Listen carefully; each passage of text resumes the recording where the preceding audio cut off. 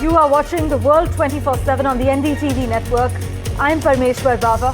An action-packed bulletin lined up for you. Let's begin with the top stories you need to know. The conflict between Israel and Iran intensifies as the countries exchange fresh strikes and warned of further attacks. We are in a state of war, an Iranian official has said, while an Israeli military official said the country's onslaught on Tehran would not stop for a moment. Amid heightened tensions in the Middle East between two regional powers, Israel and Iran, the Embassy of India in both countries shared helpline numbers to stay in touch with Indian nationals and also considered relocating Indian students to safe zones. The G7 summit begins in Canada as the conflict between Israel and Iran looms over the already fraught gathering. This year's meeting, which brings together the leaders from the 7 largest industrialized democracies, has been characterized as the G6 versus Trump. Meanwhile, the Trump administration is contemplating about adding travel restrictions for 36 more countries. Some of them are close US partners like Egypt. This is what local reports highlight. And Britain's Mi6 will be led by a woman for the first time in the Foreign Intelligence Service's 116-year history.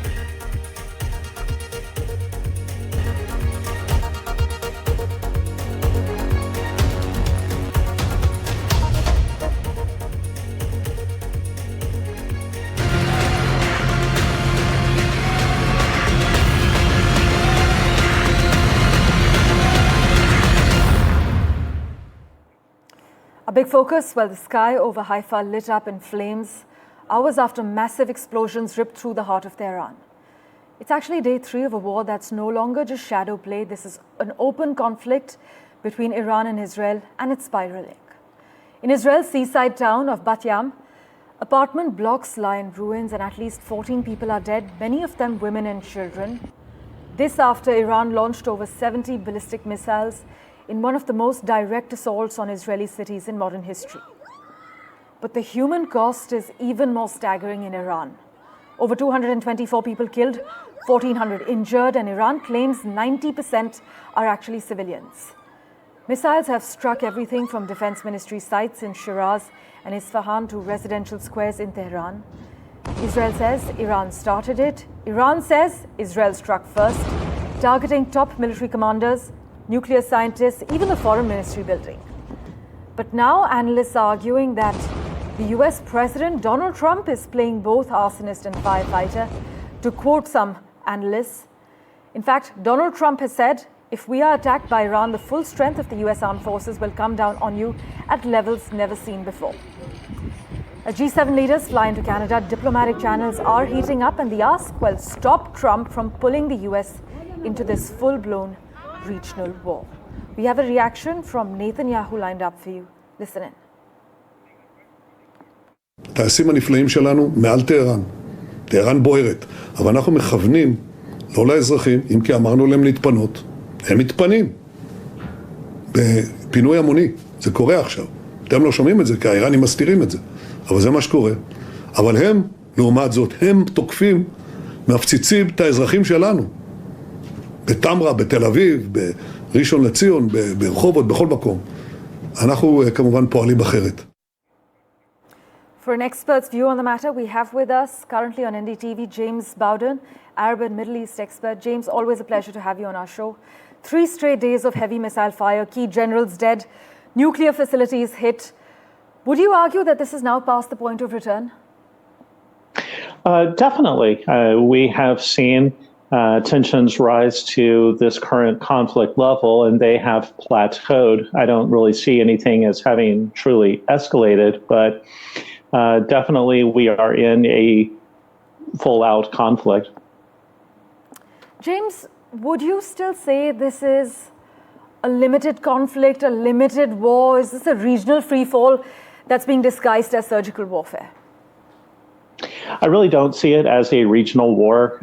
In order to get to that point, we would have to see a larger number of countries enter in.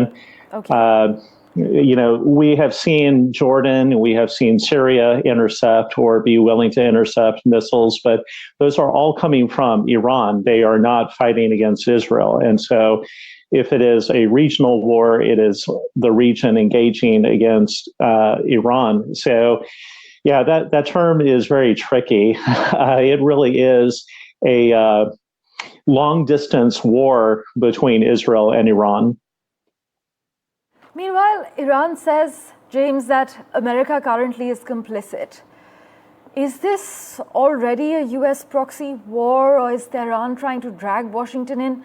Where do you think Donald Trump stands currently? Who's really calling the shots? I really don't know. I was having this conversation earlier today. It seems like Donald Trump has been on both sides of the issue. At one moment, he wants to retreat from the war and he wants to make sure that America is not involved. And then the next moment, he's almost got this, hey, wait up for me, guys, kind of attitude to this type of war. And, you know, we're having to take Donald Trump's temperature each and every day to see where he's at, to try to get to some level of consistency. And I would definitely say that the United States likely has been providing some intelligence support, satellite imagery, maybe even some transport, but I don't see the United States as being inherently or intrinsically involved in this conflict. This is largely Israel acting on their own and acting really against the United States. Donald Trump wanted basically what was shaping up to be the JCPOA 2.0. And the Israelis stepped in and took that from him. And I think that he is very upset about that. And there are a lot of people in Washington that are kind of tugging him both ways. I would really assess that a lot of times the statements that you hear or read about on Truth Social come about from the last person he talked to. So if he talked to somebody who's in favor of strikes, then he's coming out and saying, we're going to back Israel. If somebody goes to him and says, no, we can't do that, we've got to pull back, then he's like, oh, yeah, we've got to pull back. You know, this Donald Trump is very different than the one that we dealt with in the first presidential term, very indecisive. In fact, James, it's this very fickle-mindedness that Iran is flagging to say that they have serious trust issues with the US president as we speak. But oil prices are up, gold is rallying. We'll have to wait and see what kind of global economic fallout or impact this has. As always, though, thanks so much, James, for joining us. We'll, of course, keep in touch with you.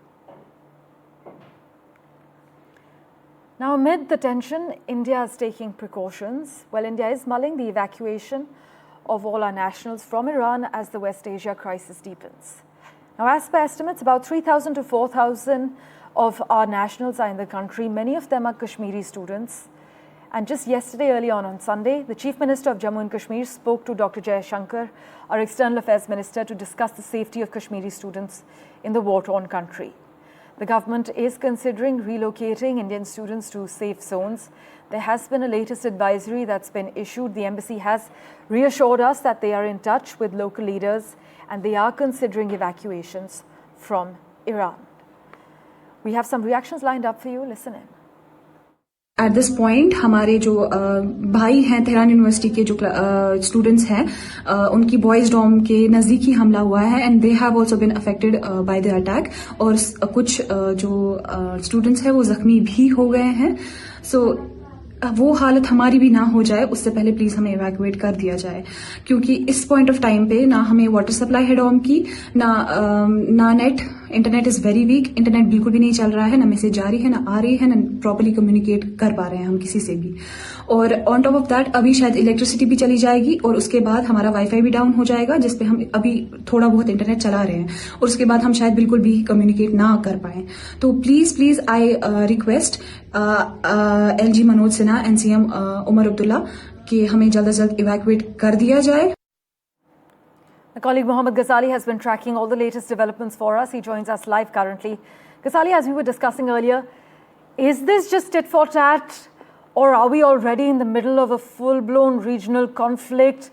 Are experts calling this a full-blown regional war? Well, certainly it's a full-blown regional war. Both sides have been attacking at different sectors, be it the economic centers, the defense centers, as well as civilian infrastructure has come under attack in both the countries. More than 200 people have been killed in Israel. More than 10 people are reportedly killed in Iran. More than 200 people have been killed in Israel. More than 10 people have been killed and continued attacks are being reported from both countries. Just a short while ago, Iran launched ballistic missiles towards Israel, hitting the targets or hitting areas in Tel Aviv, in Haifa, and other areas in the country. Meanwhile, through the day yesterday, Israel continued its aerial strikes on oil depots, on refineries, on manufacturing units, on pipelines. Water pipelines were damaged in Tehran and neighboring areas in and around the national capital in Iran as well. And despite it was being expected that perhaps the U.S. now, after Mr. Trump and Putin spoke, it was expected that perhaps U.S. will pressurize both sides to stop the war. But it appears that even U.S. is siding with Israel, which is not surprising. But it now will start impacting the world economy because Iran is also threatening that it will block the Strait of Hormuz, one of the very key points through which the maritime trade towards Asia and other regions are dependent on. It will also impact the oil supply to India and other countries. Right. So we'll have to see that how far Iran and Israel can drag this war, for how many days it will be stretched, because that will test the limits of this war. And we'll also have to wait to see whether U.S. will pressurize its key ally in the Middle East, Indeed. Israel, to stop the attack on Iran, who had actually started this war. Ghazali, all eyes are on the key developments. As always, thank you so much for joining us with the latest.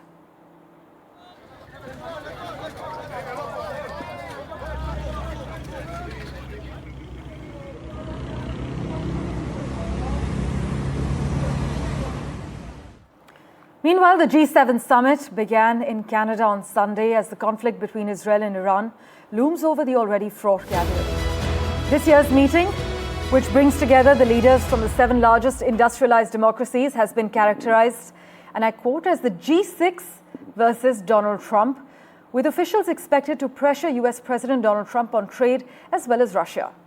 In fact, you must note that one Canadian official actually said that it's like preparing the red carpet for Godzilla.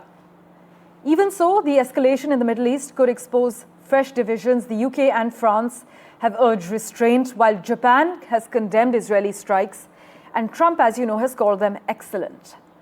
The leaders will now try to influence Trump's handling of the conflict, given Washington's leverage over the Israeli Prime Minister Benjamin Netanyahu, something my colleague Mohammad Ghazali has been highlighting as well. My colleague Maha Siddiqui has been tracking the latest as far as the G7 summit is concerned. What can we expect? Well, listen in to Maha's report. Because Canada and the United States, that would really be something. From an annexation threat, I might go up with that tariff in the not too distant future. to punishing tariffs that threaten to cripple the Canadian economy. US President Donald Trump has deployed an economic shock and awe strategy against America's former beloved neighbor. But under a new Prime Minister, Mark Carney, and on their soil, Canada would like to respond at the G7 summit. We're focused on the issues. We're still facing and intensifying unjustified tariffs from our largest trading partner. And the best way to respond to that is to respond at home, to build strength at home. While the G7 summit in Kananaskis is drawing immense attention to see how President Trump tees off on a land that many believe he's coveting for its resources. However, there's another bilateral equation that is being watched with equal, if not more interest. Who's ready to stand up for Canada with me? These two men will meet during the G7 summit after 2 years of frosty ties between New Delhi and Ottawa. Ready to build Canada strong. Prime Minister Carney extended an invitation to India a week ahead of the G7 summit in Canada. Prime Minister Modi accepted the invite, and what followed was Carney defending his decision in the face of mounting scrutiny from both domestic critics and international observers. Fifth largest economy in the world, effectively the most populous country in the world, central to a number of those supply chains, at the heart of a number of those supply chains, so it makes sense. India's global economic stature is not the only reason why it will be at G7. For host Canada, mending ties with India is critical right now. Facing betrayal from the United States, Canada is looking to diversify its trade relationships. India is one of the three big economies of the region, apart from China and Japan. Canada's Indo-Pacific strategy of 2022 highlighted the significance of India in the world's fastest-growing region. Indo-Pacific accounts for more than one-third of the global economic activity and is projected to represent half of the world's GDP by 2040. Bilateral equations apart for Prime Minister Mark Carney, successfully securing a G7 statement in the face of an unpredictable President Trump, diverging priorities of the G7 members because of the trade upheaval caused by the United States and the geopolitical tensions will remain a challenge. In Canada, this is Maha Siddiqui for NDTV. In fact, my colleague Maha Siddiqui joins us live as well for a quick update on what to expect today. Maha, this year's meeting, many analysts say, has been characterized as the G6 versus Trump. Take us through the plan of action and what to expect today.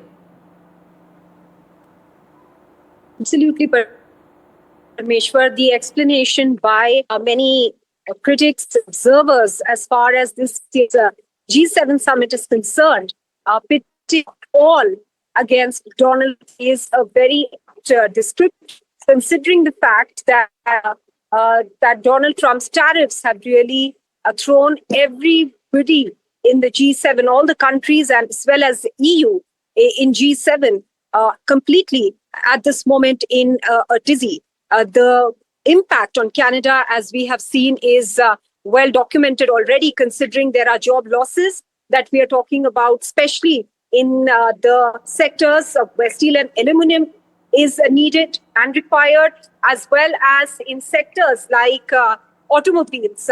There are already people who have lost their jobs.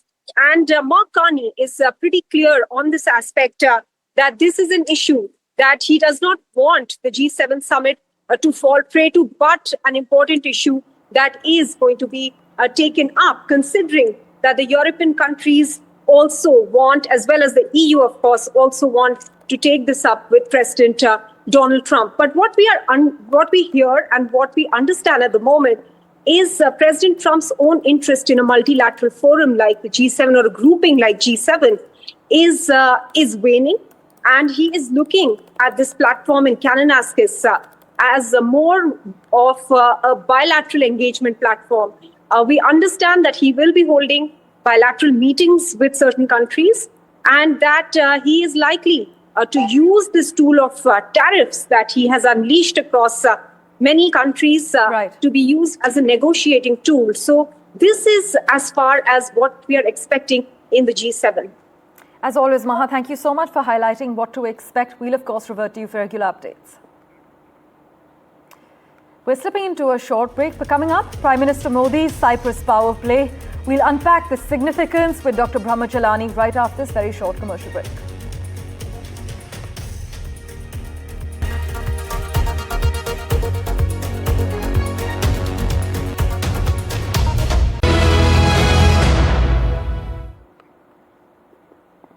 And with that, let's shift our focus to the heart of the Mediterranean, where a powerful new chapter in India's foreign policy is unfolding. Prime Minister Modi on Sunday began his 5-day, 3-nation visit with a stop in Cyprus, marking the first visit by an Indian Prime Minister to the island nation in over 2 decades. He was received at the airport by the Cyprus president, but this visit isn't just strategic, it's also symbolic. Cyprus is among India's top 10 foreign investors, with billions flowing into tech, into shipping and energy, and a fresh defense agreement signed just last year. To unpack the significance of this entire visit, let's bring in Dr. Chelani, who's with us at the moment. Dr. Chelani, always a pleasure to have you on NDTV. It's the first Indian Prime Minister's visit in 23 years as far as Cyprus is concerned. Would you say this is a diplomatic routine or a strategic signal to Turkey and by extension to Pakistan? It is clearly a strategic message to Ankara. Cyprus is small, but it's very important. It's important regionally. It's important to India's diplomacy. The fact is that Cyprus has been involved in a territorial dispute with Turkey since 1974, and India's growing engagement with Cyprus reinforces the coalition opposing Turkish expansionism. In terms of the bilateral aspects, we should not forget that unlike Turkey, which has a strategic and military nexus with Pakistan, Cyprus has long stood by India. It has long backed India's bid for a permanent seat at the UN Security Council. It is a country that is set to assume the presidency of the EU Council next year. It's country rich in gas, natural gas, though Turkey is obstructing Cyprus's gas exports. But I think India's engagement with Cyprus could enhance Cyprus's role in energy diplomacy while expanding India's footprint in the Mediterranean region and reinforcing the coalition opposing Turkish expansionism. Just building on what you're saying, what does our Prime Minister's Cyprus stopover then tell us, sir, about India's new appetite for muscular diplomacy, particularly after Operation Sindoor? The message that Turkey is getting from India's engagement with Cyprus, that New Delhi is working to deepen its ties with Turkey's regional rivals. And these regional rivals include not just Cyprus, but Greece, Armenia, and Egypt. These four countries, Greece, Armenia, Egypt, and Cyprus, are all very important for Indian diplomacy. And greater Indian engagement with these countries is a clear signal to Turkey that its strategic and military alliance with Pakistan is not cost-free. Right, as you are highlighting, Dr. Chelani, New Delhi is working to deepen its ties with Turkey's regional rivals, it seems. In terms of the order of Prime Minister Modi's visits, Cyprus, Canada, then Croatia, Dr. Chelani, what would you say the underlying message here is to NATO as well as the EU? First, it's clear that India is a rising power. Its importance globally is being recognized by the fact that now every G7 summit has India present. The Indian Prime Minister is especially invited to a G7 summit. This reinforces India's global role. The G7 member states' share of the global GDP has been on decline. And the relevance of the G7 itself is being questioned in the West. So to stay relevant, the G7 needs non-Western countries like India. India is projected to remain the world's fastest growing major economy. And Modi's presence at the G7 summit reinforces the growing importance of India in any major international meeting. But Prime Minister Modi is going as a special guest, as a special invitee, and therefore, on the first day of the deliberations at the G7, normally tend to involve only the G7 states, the special invitees, and this time it will be also Zelensky as a special invitee to the G7 summit. They tend to participate on day 2 of the summit. But this provides an opportunity, for example, to Prime Minister Modi Indeed. to engage with other G7 states. And therefore, even though the visit of Prime Minister Modi to Alberta, Canada is going to be short, it's going to be a packed schedule for the Prime Minister because he'll be holding pull-asides, as they say it, pull-asides at his meetings on the sidelines with a number of G7 leaders, as well as perhaps with Zelensky, the president of Ukraine. Well, all eyes will be on the G7 summit in Canada as well. For more than one reason, we'll of course keep in touch with you, Dr. Chelani, as always. Thank you so much for making time for us. Thank you so much for investing your time in watching this edition of The World 24/7. As always, we'll keep tracking the latest updates for you. Do stay tuned.